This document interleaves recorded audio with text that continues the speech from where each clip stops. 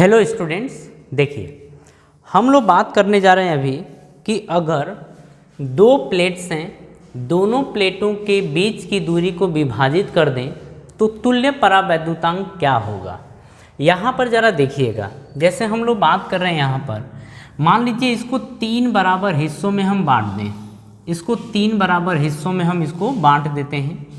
इन दोनों प्लेटों के बीच की डिस्टेंस है d/3, इन दोनों के बीच की डिस्टेंस है d/3, इन दोनों के बीच की डिस्टेंस है d/3। इनके बीच का जो परावैद्युतांक है हम उसको मान लेते हैं K1, मान लीजिए K1। इनके बीच का जो परावैद्युतांक है इसको हम मान लेते हैं K2। क्या मान लेते हैं? K2। इनके बीच का जो परावैद्युतांक है इसको मान लेते हैं K3। मेरी बात समझिएगा, हमसे क्वेश्चन में ये पूछता है ना कि इन तीनों का परावैद्युतांक यानी कि डाई इलेक्ट्रिक कांस्टेंट कितना आएगा, मतलब इक्विवेलेंट की बात कर रहे हैं, तुल्य परावैद्युतांक की बात कर रहे हैं, कितना आएगा। तो K1 K2 K3 के फॉर्म में हमसे क्वेश्चन पूछेगा। मेरी बात समझिएगा, यहाँ पर हम इसको प्रूफ करेंगे, लेकिन एक बात आपको इसमें ध्यान देनी है कि जब दूरी को विभाजित किया जाए तो श्रेणी क्रम बनता है।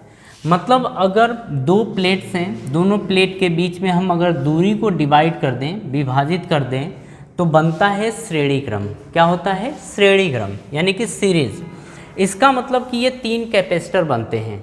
क्या बनते हैं? 3 कैपेसिटर बनते हैं।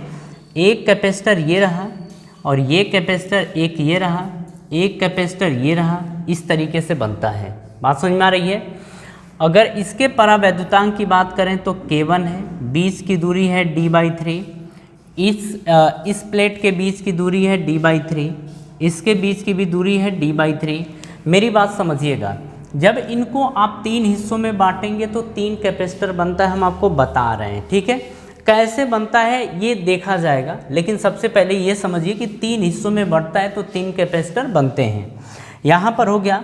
अगर इस वाले का परावैद्युतांक देखें तो K1, इसका देखें तो K2 और इसका देखें तो K3, ये परावैद्युतांक होता है, ठीक है। अब अगर धारिता की बात करें तो मान लीजिए इसकी धारिता C1 है, इसकी धारिता C2 है और इसकी धारिता C3 है, इस तरीके से।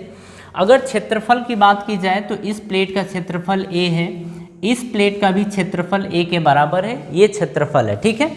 अब हम देखेंगे यहाँ पर कि C1 C2 C3 है तो इक्विवेलेंट, देखिए एक तरीका होता है, जब भी हम इक्विवेलेंट तुल्य परावैद्युतांक यानी कि इक्विवेलेंट डाइलेक्ट्रिक कांस्टेंट हम ये कैलकुलेट करते हैं तो हमें स्टेप्स ध्यान देने होते हैं कि सबसे पहले हम क्या करेंगे, इनको सीरीज या पैरेलल में कंबाइन करेंगे। जैसा हमें दिखेगा, जब हम दूरी को डिवाइड करते हैं तो सीरीज यानी कि श्रेणी क्रम में ये प्रतिरोध धारिता बनती है, ठीक है।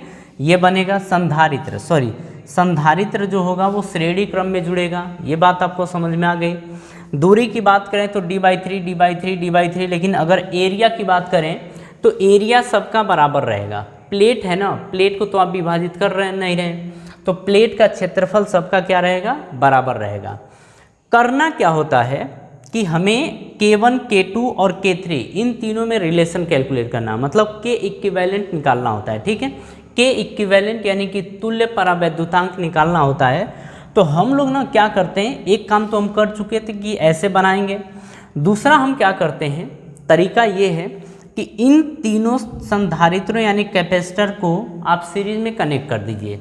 तो जब सीरीज में कनेक्ट करेंगे तो होगा 1/C equivalent is equals to 1/C1 plus 1/C2 plus 1/C3, ये आपका आ जाएगा, ठीक है। अगर यहाँ से आप C1 C2 और C3 की बात करें तो ध्यान से समझिएगा, C1 बराबर आपका आएगा ε0 A अपॉन D। D की जगह आप लिखेंगे d/3, तो ये लिखेंगे d/3। आपने अगर पीछे के वीडियो देख रखे हो तो इसमें कोई दिक्कत आपको नहीं होगी, ठीक है। अच्छा, इसका परावैद्युतांक कितना है? K1, तो यहाँ पर लिख देंगे K1। C2 की बात करें तो C2 बराबर आपका आएगा ε0, क्षेत्रफल A है, बटे में दोनों प्लेट के बीच की दूरी d/3 है, तो आप लिखेंगे d/3। यहाँ का परावैद्युतांक आपका कितना है? K2, तो यहाँ पर लिखेंगे आप K2, ठीक है। अगर हम इसकी बात करें तो ये लिखेंगे C3 is equals to ε0 A upon यहाँ पर दोनों प्लेट के बीच की दूरी है d/3, तो d/3 और यहाँ पर लिखेंगे k3। मेरी बात समझ में आ रही है? ये हो जाएगा आपका, इसमें आपको कोई दिक्कत नहीं होनी चाहिए। अब आते हैं यहाँ पर एक चीज़ कि हाँ, चाहे तो वैल्यू पुट कर दीजिए, और एक काम यहाँ पर ये कर सकते हैं कि ये आपका एक्चुअली लिखा क्या गया है, हम अभी इसको यहाँ पर केवल अभी समझिए, इस पर अभी बाद में पुट करेंगे, पहले इसको सही कर लेते हैं। ये है आपका एप्सिलॉन नॉट ए, ठीक है, और ये आपका k1 ऊपर ही रहेगा, अपॉन 1 लिख सकते हैं, और ये लिखा है d/3। आपको पता है कि बीच का बीच में गुणा होता है और नीचे का ऊपर गुणा होता है, ये पता है। आप लेंगे ये 3 ऊपर चला जाएगा, तो 3 एप्सिलॉन नॉट ए अपॉन d, और ये आ जाएगा k1। बात मेरी समझ में आ रही है? इसी तरीके से अगर इसको किया जाएगा तो ये भी आएगा 3 एप्सिलॉन नॉट ए अपॉन d इंटू k2, ये आएगा।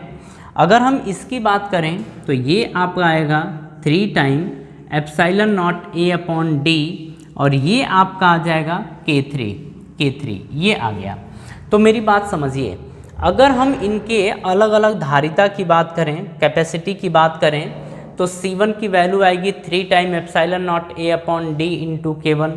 अगर हम यहीं पे C2 की बात करें तो 3 एप्सिलॉन नॉट ए अपॉन d इंटू k2, ये आएगा। C3 की बात करें तो 3 टाइम एप्सिलॉन नॉट ए अपॉन d इंटू k3, आपका ये आएगा। मेरी बात समझ में आ रही है? ये आपकी धारिता मिल गई। अब इन सभी धारिताओं को यहाँ पर पुट करिए। जब यहाँ पर पुट करेंगे तो आप वैल्यू चेक करिए क्या आएगी। देखिए C1 की वैल्यू आपकी ये आई है, हम सारी वैल्यूज़ पुट करेंगे, ठीक है, सारी वैल्यूज़ पुट करेंगे। और देखिए C1, C2, C3 आपको मिल गया है, आप यहाँ पर रखिए। देखिए कैसे रखेंगे, 1 upon C equivalent is equals to, अच्छा एक चीज़ और देखिए, C इक्विवेलेंट को भी हम लिखेंगे, C इक्विवेलेंट को भी हम लिखेंगे। तो C इक्विवेलेंट वाले में आपको लिखना कैसे, ज़रा वो ध्यान दीजिए। C इक्विवेलेंट मतलब पूरा का पूरा लेंगे तो लिखेंगे एप्सिलॉन नॉट ए अपॉन, दोनों प्लेटों के बीच की दूरी कितनी है d। अगर हम इनकी k1, k2, k3 ये लिखा है ना, तो इसको हम लिख देंगे k इक्विवेलेंट। इसको हम क्या लिखेंगे, k इक्विवेलेंट या तुल्य परावैद्युतांक, ये लिखेंगे। इसको उठा के यहाँ पर पुट करिए। देखिए क्या रखेंगे, 1 अपॉन C की जगह आप रखेंगे एप्सिलॉन नॉट ए अपॉन d, एप्सिलॉन नॉट ए upon d into k equivalent, आप ये लेंगे। बराबर में आप लेंगे 1 अपॉन C1, C1 की जगह आप ये पुट करेंगे, तो 3 टाइम लिखेंगे, 3 टाइम एप्सिलॉन नॉट ए अपॉन d इंटू k1, ये लिखेंगे। प्लस में 1 अपॉन C2 की वैल्यू आप लिखेंगे यहाँ पर 3 टाइम एप्सिलॉन नॉट ए अपॉन d इंटू k2, आप ये लिखेंगे। प्लस में 1 अपॉन यहाँ पर लेंगे 3 टाइम एप्सिलॉन नॉट ए अपॉन d इंटू k3, आप ये लेंगे। मेरी बात समझ में आ रही है? अब देखिए यहाँ पर हम लोग K इक्विवेलेंट की बात कर रहे हैं, किस तरीके से कैलकुलेट किया जाएगा, अब उसके ऊपर ज़रा फोकस करिए, है ना।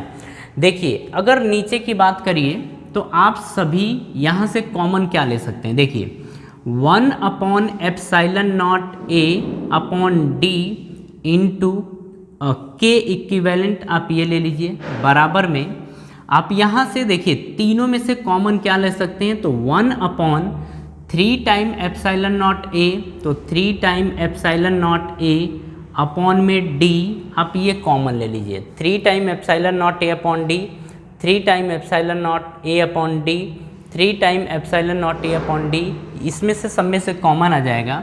अंदर बचेगा वो आपका 1 upon k1 plus 1 upon k2 plus 1 upon k3, आपका ये बचेगा, ठीक है। अब देखिए एप्सिलॉन नॉट ए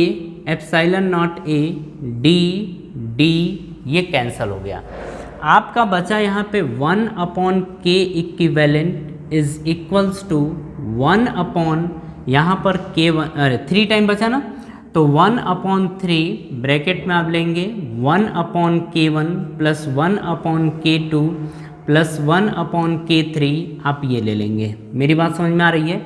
तो ये आ जाएगा आपका k इक्विवेलेंट 3 को आप यहाँ मल्टीप्लाई कर दीजिए, 3 का यहाँ गुणा है, इधर जाए भाग है, इधर जाएगा तो गुणा हो जाएगा। लिखेंगे 3/k equivalent is equals to 1/k1 plus 1/k2 plus 1/k3, आप ये ले लेंगे। कहने का मतलब है कि 3 संधारित्र हैं, 3 कैपेसिटर्स हैं। तीनों कैपेसिटर को अगर हम दूरी, तीनों कैपेसिटर में 3 कैपेसिटर ये हैं, लेकिन अगर प्लेट हैं, प्लेट को 3 भागों में हम डिवाइड करेंगे, 3 भाग में डिवाइड करेंगे तो इनका के इक्विवेलेंट यानी कि तुल्य परावैद्युतांक जो आएगा वो 3 ऊपर आएगा। अगर 3 पार्ट में हुआ है तो 3 ऊपर अपॉन के equivalent is equals to 1/k1 plus 1/k2 plus 1/k3। ये सी इक्विवेलेंट ये जब सीरीज में होता है तो के इक्विवेलेंट निकालने का ये आपका फॉर्मूला बन गया। तो इस फॉर्मूले को आप डायरेक्ट ध्यान रखिए कि ऐसा होता है, ये आपको याद आना चाहिए। बात समझ में आ रही है? तो ये हो गया आपका के इक्विवेलेंट निकालने का तरीका। ठीक है, चलिए इतना कॉपी करिए।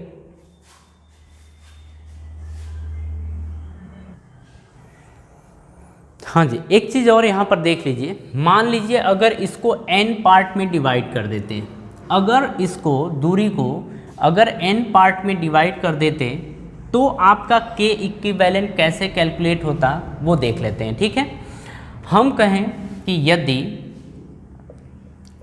दूरी को